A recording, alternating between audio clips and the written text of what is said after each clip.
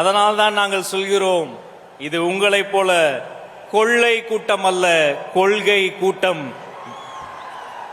அடுத்து இந்த மேடையில் சிறப்புரை வழங்குவதற்காக நாடறிந்த நனிநகர அரசியல்வாதி அன்பு அண்ணன் நம்முடைய தமிழக வெற்றி கழகத்தின் துணை பொதுச் செயலாளர் CTR நிர்மல்குமார் அவர்களை அன்போடு அழைக்கிறேன்.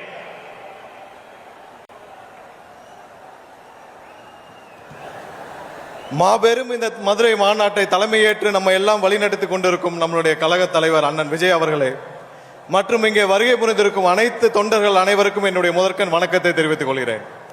4 ஆண்டுகள் காட்டாட்சியை முடித்து விட்டது இந்த திமுக அரசு.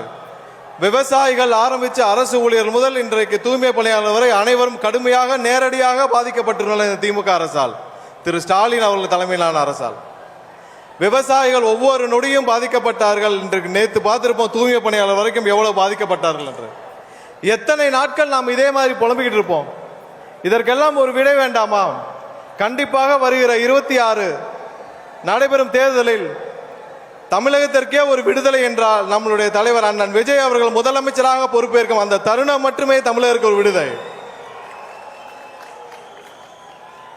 என்கிட்ட சொல்றாங்க ஒரு சில பேர், உங்ககிட்ட சீனியர்ஸ் இல்ல, நீங்க எப்படி ஆட்சி அமைப்பீங்க, அட்மினிஸ்ட்ரேஷன் பண்ணுவீங்கன்னு. யாருங்க சீனியர்? மக்களை பார்த்து ஓசினி ஏளனம் செய்த பொன்முடி சீனியரா? 1000 ரூபாய் திட்டத்தை கொச்சையாக பேசிய துரைமுருகன் சீனியரா? சென்னை மாநகராட்சியை அட்டூழியம் செய்து அழித்துக் கொண்டிருக்கும் சேகர்பாபு சீனியரா? இல்லை மதுரையில் பத்திரப்பதிவில் அனைத்தையும் தமிழகம் முழுவதும் பத்திரப்பதிவு ஊழலை செய்து கொண்டிருக்கும் மூர்த்தி சீனியரா? இவர்கள் எல்லாம் 30 ஆண்டுகள் 40 ஆண்டுகள் இந்த தமிழகத்தை கொள்ளையடித்தது போதாதா? நம்மளுடைய தலைவர் உங்கள் அண்ணன் விஜய் அவர்கள் இந்த கூட்டத்திலிருந்து ஒரு தம்பி, ஒரு தங்கை, ஒரு அண்ணன், ஒரு அக்காவை தேர்ந்தெடுப்பார் அடுத்த வருடம். அந்த தேர்ந்தெடுக்கும் அந்த நபர் அமைச்சராக தலைமைச் செயலகத்தில் உட்கார்ந்து ஒவ்வொரு நொடியும் மக்களை பற்றி மட்டுமே சிந்திக்கும் ஒரு நபராக இருப்பார். என்ன பெரிய சீனியர்? அப்படி என்ன பெரிய சீனியர்?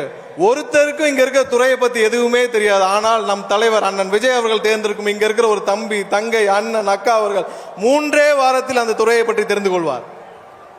4 வாரத்திலிருந்து என்ன செயல் திட்டம்னு முடிவு பண்ணி டெலிவர் பண்ண ஆரம்பிப்பார். நாட்டை பற்றி சிந்திக்கும் ஒரு நபர் கண்டிப்பாக அமைச்சரவையில் உட்கார வைக்கணும்னா அது அண்ணன் விஜய் அவர்களால் மட்டுமே முடியும். என்னிடம் ஒருவர் கேட்டார், நம்ம ஊர்ல வேலை பார்க்குற ஒரு அக்கா கேட்டுச்சு ஒரு 3 மாசத்துக்கு முன்னாடி, அண்ணன் எலெக்ஷன் அப்ப கட்சிக்காரங்கெல்லாம் காசு கொடுப்பாங்க, அதெல்லாம் வாங்கிட்டு விஜய்க்கு ஓட்டு போட்டா அவங்களுக்கு தெரிஞ்சிருமான்னு. அப்பதான் ஒரு விஷயம் எனக்கு புரிஞ்சுது. 3 மாசத்துக்கு முன்னாடியே தமிழகத்துடைய அக்கா மாதிரி தாய்மார் மாதிரி பல பேர் தயாராகிட்டாங்க. ஒரு விஷயம் மக்களே, நீங்கள் யாருக்கு வாக்களிக்க போகிறீர்கள் என்பது உங்களை தவிர வேறு யாருக்கும் தெரியாது. ஏழை மக்களை மிரட்டி 500 1000க்கு வாங்க முடியும் என்று நினைப்பவர்கள் யாராலும் இனிமேல் அதை செய்ய முடியாது. தமிழக வெற்றி கழகம் ஒரு கட்சி மட்டுமல்ல, அது ஒரு தலைமுறைக்கான எமோஷன். 40-50 ஆண்டுகளுக்கு அப்புறம் இந்த தலைமுறையே மாற்றி அமைக்க போகும் எமோஷன், அடுத்த தலைமுறையை காப்பாற்ற போகும் ஒரு எமோஷன். இந்த தருணத்தை விட்டால் அதுக்கப்புறம் நம்ம யாராலும் மீண்டும் இந்த தருணத்தை கொண்டு வர முடியாது. கடைசியாக ஒன்று, அடுத்த வருடம் தமிழகம் முழுவதும் வெற்றி பேரணியில் திளைக்கும் பொழுது, தமிழகம் முழுவதும் வெற்றியாக அண்ணன் விஜய் அவர்கள் முதலமைச்சராக பொறுப்பேற்ற பிறகு, அதுதான் உண்மையான தமிழக மக்களுடைய வெற்றி பேரணி. அந்த வெற்றி பேரணியை தமிழகம் முழுவதும் திளைக்கும் பொழுது அந்த வெற்றி மாநாடு இதே மதுரையில் வைக்க வேண்டும் என்று தலைவர் அவர்களிடம் உங்கள் சார்பாக நான் கோரிக்கை வைத்து இந்த வாய்ப்பை வழங்கிய தலைவருக்கும் உங்கள் அண்ணனுக்கும் என்னுடைய நன்றியை தெரிவித்துக் கொண்டு விடைபெறுகிறேன். நன்றி, வணக்கம்.